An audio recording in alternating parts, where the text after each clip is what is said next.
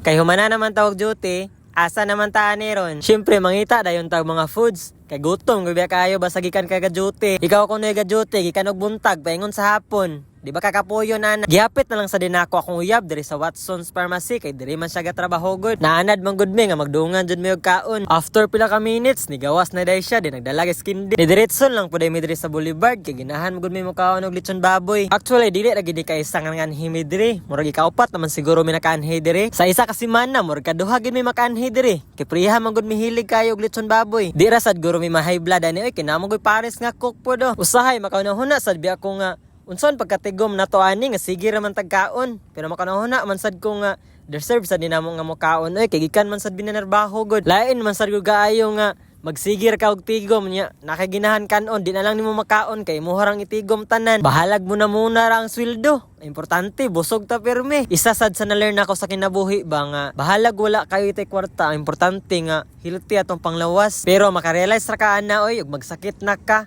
ang imong tinigo mapaingon ra gihapon sa tamban mao nang dapat be grateful kita pirmi ay importante kay naning kamot ka ug magampo ka uban ni sa duglihok ug paningkamot kay useless ka na imong mga pagampo ug tapulan kayo ka bitaw mga badi lami jud kayo lang litson mga badi pag human na mo kaon gihaton lang pulin ako sa Watson kay para mo balik sa sayan duty.